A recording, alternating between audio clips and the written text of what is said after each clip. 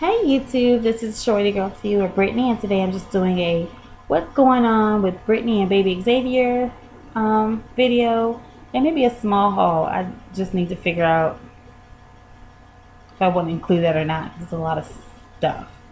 Um, no, I'll do another video on that because it'll make this one too long. Alright, so I just did my winner announcement, which was delayed because last night me, Xavier, and Xavier's dad spent about 6 hours in the hospital due to a common thing that occurs during pregnancy, a bladder infection, also known as a urinary tract infection, or UTI. Um, the difference, I've had a UTI before, and the difference between this one and the ones I've experienced prior to being pregnant are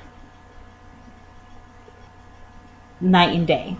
Before pregnancy or pre-pregnancy, if I were to get a urinary tract infection, there'd be some symptoms. One, I'd feel an urgency to go. Two, if I were to go, it'd be like I had to go right then, and then if I would go, it'd be like a little bit. It wouldn't be, a lot. It'd be like little driplets, but it'd feel like a massive relief. But now that I'm pregnant, I'm used to the urgency to go, so I didn't see any changes with that I noticed. It seemed like normal. The time frame was from when I would go, and then when I had this going on, the doctor asked me, "Did you see any differences, any symptoms?" And no. Also, pre-pregnancy, there'd be some pain associated with it, like afterwards or during, there'd be some type of pain within that location.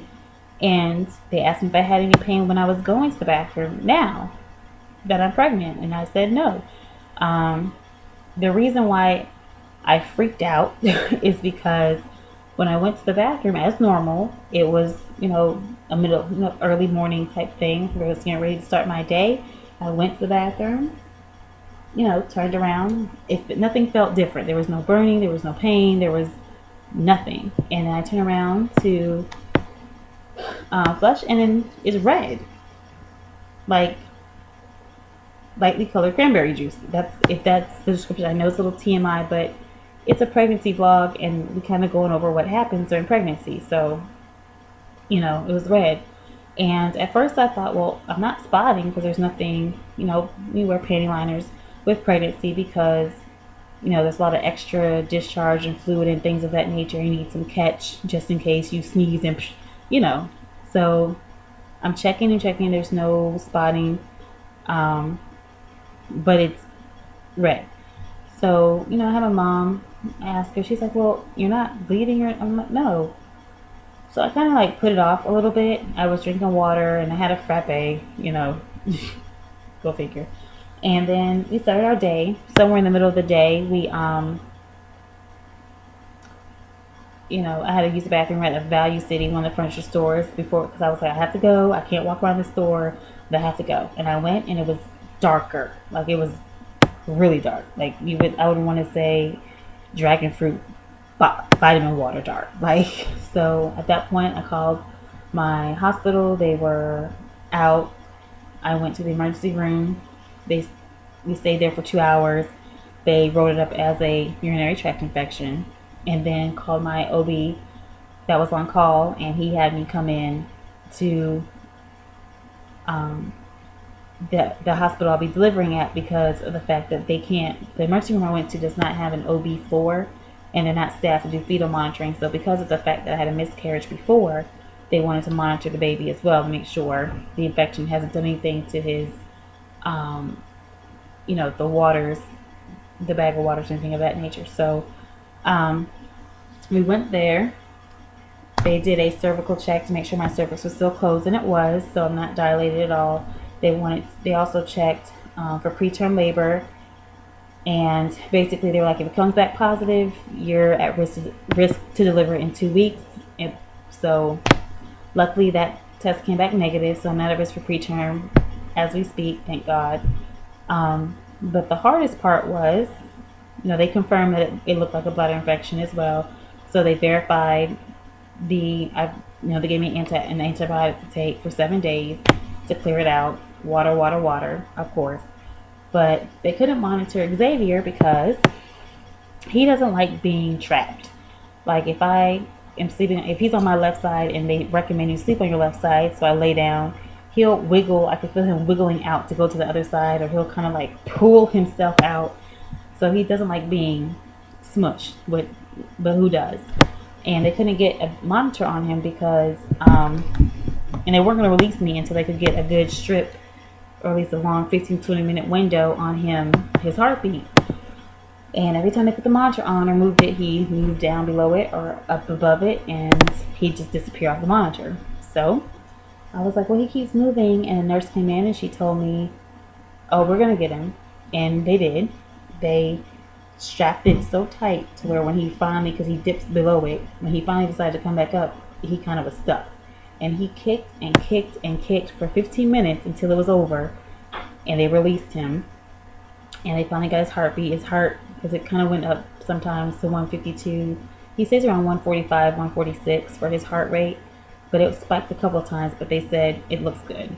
It's, not outside of the 180, and it's not below the 120. So he's good to go. And they released us. And I had some of the best sleep of my life last night, because I think that event wore Xavier out, because he didn't. I actually slept through the whole night. I think I went to bed finally at around 12, and then I did not wake up until 9. Like, I didn't even have to get up in the middle of the night to go to the bathroom or nothing. I woke up at 9, and I felt like I had the best sleep of my life. But so that's what we were up to yesterday, and which happened right in the middle of us doing our baby registry at Babies R Us, which I will probably talk about on my 28-week pregnancy update, along with the haul, some things that we purchased for the baby shower. Actually, I'll just do a baby shower haul video, because linking those videos together will be long. Other than that, I think that's pretty much it. We've started taking our vitamin D again. I was prescribed it. I wasn't really taking it how I was supposed to, so I figure I need to do it now. So taking my vitamin D, take that for once a week for 8 weeks, and I'm on my antibiotic for the bladder infection for 7 days. And we're just kind of hanging out. He's really active. He's head down. He's in a head down position when we went to the hospital last night. So right now he's in the right position, but they can turn and do anything between now and the next 12 weeks, I guess. So let me think. What else did we do? Oh, we mailed out our baby shower invitations, and that's pretty much it. So the main thing that's happened this week has been the UTI. So I just kind of wanted you guys to be aware. Always don't, if you go to the bathroom, don't just kind of go and just flush and leave out the bathroom. Go check behind you, make sure, because like I said, I just thought I was going to bed. It was nothing different than me. There was no burning, there was no pain, nothing. It was a regular bathroom trip, and I just so happened to turn around this time, and there it was. So always kind of check behind you. Monitor, try to pay attention if anything feels different. Don't just chalk it up always to being growing pains, especially the further along you get. You want to pay attention to kind of like every detail. Every pain can mean something different. But that's it.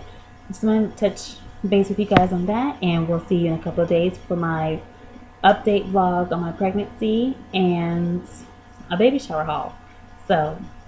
Or baby shower decoration haul and baby registry. So yeah, continue to rate, comment, and subscribe. Thank you guys for watching again, and have a safe pregnancy journey. Or if you're not pregnant, just have a good day.